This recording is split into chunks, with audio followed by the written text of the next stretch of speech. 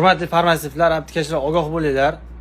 Kimki qanaqa holatda kelishidan qat'iy nazar gormonlarni, antibiotiklarni umuman bez retsept bermanglar. Bittasini holatini tushunib, sharoitiga qarab, yaxshilik qilgan holatimda rasm tushirib, shundoq farm komitetiga tashlab, mana bu retseptsiz gormonal dori vositasini oddiy Flutinexni retseptsiz sotyapti degan maqsad bilan ustimdan jalba tashlagan.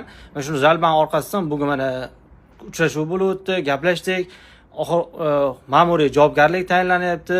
Shunaqa holat bo'lyapti. Ogoh bo'linglar. Juda og'ir holatda kelsa ham, yig'lab kelgan taqdirda ham o'zlaring uchun, o'zlaring topayotgan pullaringni to'g'ri yonlaringda qolishi uchun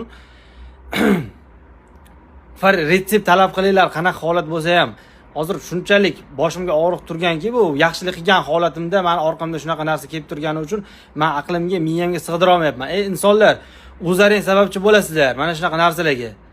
Erta retsept talab qilyapti. Misol uchun retseptga qo'yib qo'yildi hozir mana shunaqa narsalar. Nima uchun? Ha deb aptekachlarni, farmatsevtlarni, aptekalarni ustidan yozib o'rganlaring, titkilab o'rganlaring uchun shunaqa narsa bo'lyapti. Erta bora-bora mana 1-martdan polni hamma doriga retsept talab qilinadi. Ana o'shanda ko'ramiz hollaringni. Yozinglar, ko'proq yozinglar. O'zlaringga qiyin bo'ladi.